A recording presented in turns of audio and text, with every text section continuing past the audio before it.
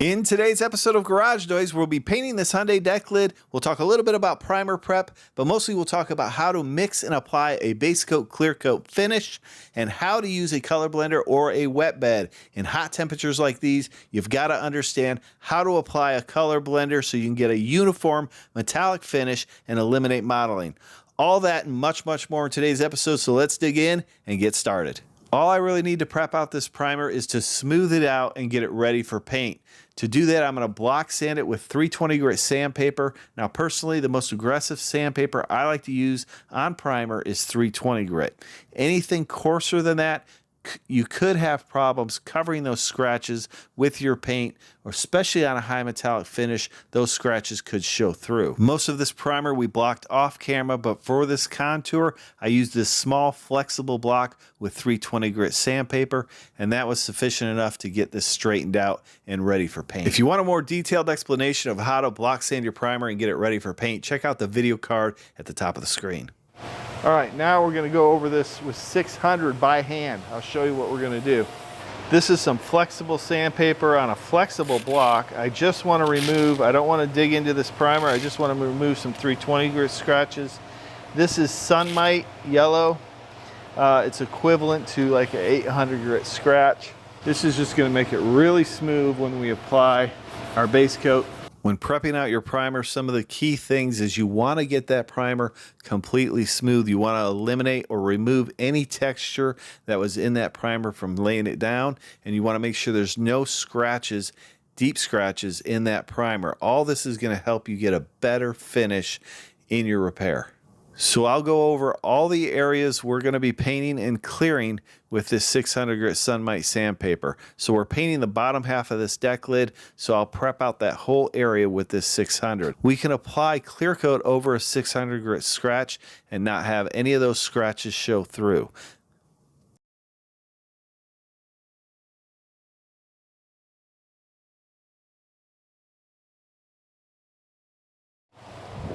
Okay, now we're ready for the next step, which is to wash this, blow this all off, clean it off, tape up the vehicle, and then we're going to lay down a color blender or a wet bed just before we lay down our base.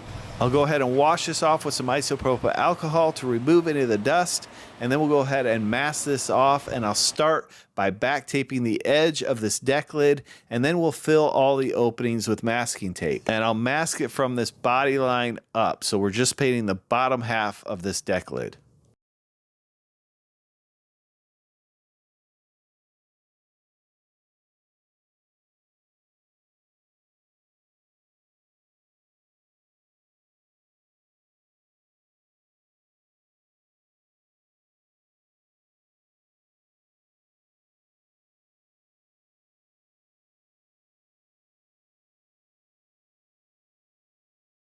We have our Hyundai deck lid ready to be sprayed. We repaired these dents. What we're going to do is wash this down with isopropyl alcohol. What that does is going to clean the surface, remove any of the sanding residue that we might have left. And then right before we paint it, what we'll do is tack rag it off, make sure there's no dust particles that have landed on the surface. Instead of using a sealer on this small panel, I don't want to get a bunch of sealer out into this blend area.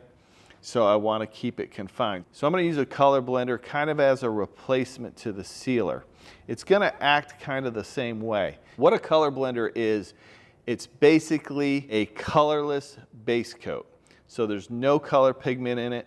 All it is binder, and then you reduce it just like you would your paint. And you're also going to spray it and apply it like paint. But what it's going to do is it's going to create a barrier between your paint and your surface of your vehicle or your primer. And all these little fine scratches that are in here, sometimes if you were to spray right over that, some of these fine metallics are going to lay funny in those scratches, and that's what creates that mottling effect, where you have an inconsistency in the look of your metallics. We want to avoid that. So when we apply our color blender, it's kind of going to fill all those little minor scratches. And then when we apply our base coat, those metallics can lay flat and uniform, so we have a good transition in our blend. So let's go over to the paint bench, and what I'm going to do is I'm going to get the color blender ready, and our paint ready, because I'm going to apply the color blender and then we're going to go right over the top of that with our base coat color. This is the product we're going to use today. This is the Speedkote color blender. This is ready to spray. It's a little bit of a thick product, so I'm going to reduce this about 10% with urethane reducer. This is going to give us that uniform blend that we're looking for. I've already got the base coat mixed up because we did a spray out card. So I've got a little base coat in here. It's probably going to be enough to do that deck lid, but this is the LT100.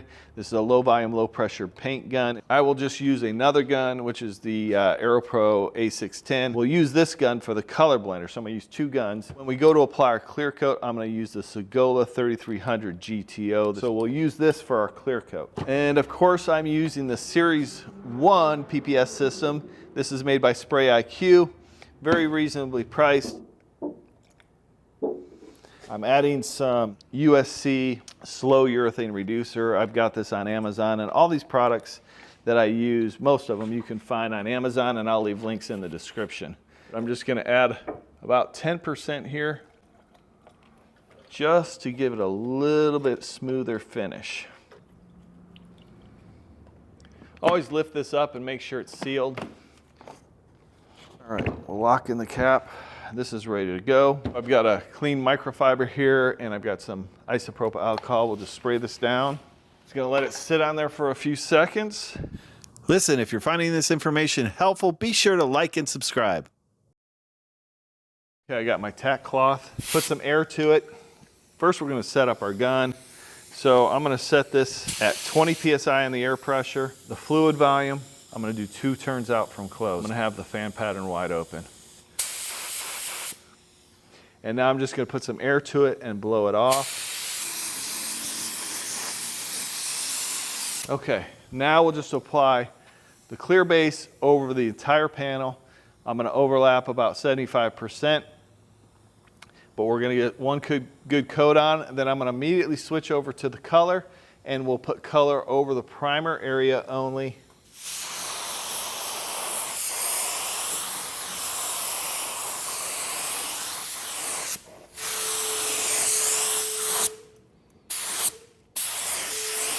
Okay, we'll let that flash off for about 10 minutes, and I'll come back and put another coat on. Second coat of paint.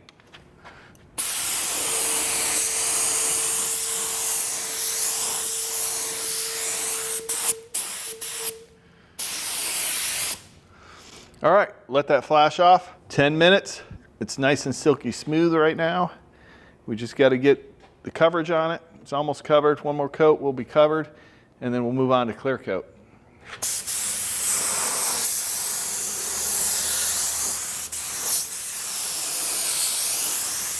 On the last coat of paint, I'll cover the primer area once again, and then I'll back up about 3 extra inches and blend out into the rest of the panel, and that'll give us a nice uniform blend. Color looks good. The metallics all look good. Once you have good coverage and you're ready for clear coat, it's important to take a little time and inspect your panel. Make sure you don't have any particles of dust or imperfections that you need to sand out. If you do find those, take a little bit of fine sandpaper like 1000 grit or 600 grit and lightly scuff those and smooth them out, and then apply another coat of base, and you'll be ready for clear coat. You'll get a much better finish in your clear coat if you just take a little extra time to do that. Okay, the clear coat we're using today is the FC710 Finish1 clear coat. This is a 4-to-1 clear. So that's 4 parts clear coat, 1 part activator. We're going to use a slow activator.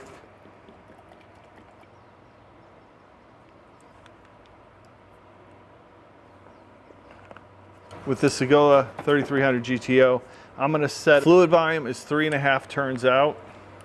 The fan pattern I've got go all the way wide open, and then I'm going to turn it 3/4 of a turn closed. And the air pressure, we're going to set it about 26 PSI to start, and we'll see how that works for us. If we need to bump up the pressure, then I will. I'll apply 2 coats of clear coat. You really don't need any more than that. You're going to want to wait 10 to 15 minutes in between coats. Now, when you apply your clear coat, you want to overlap 75 to 80%. You want to have a consistent distance from that panel. And I like to spray about 4 to 5 inches away, but you need to find what feels comfortable for you. And if you want to see a more detailed video just on how to apply clear coat on different techniques, tips, and tricks, check out the card at the top of the screen. On the second coat of clear, I'm going to hit it a little bit harder, put a little more material on the panel, get that clear coat to flow out so we get a nice flat clear coat finish. Remember that your speed and your distance greatly affect the appearance of your clear coat. If you want to get good at painting and spraying clear coat, you just got to put that gun in your hand, get some practice in, experiment with it. Painting is a lot of fun. It's very rewarding and satisfying. And with a little practice, you can paint like a pro. I'm really happy with how this deck lid turned out. The paint came out beautifully. It's not absolutely perfect. It never is. We're painting in an open garage. There's a few little particles of dust, but those we can wet sand and buff out. Listen, I hope you enjoyed this video. I hope we found it useful. If you did, give me that thumbs up, and we'll see you next time on Garage Noise.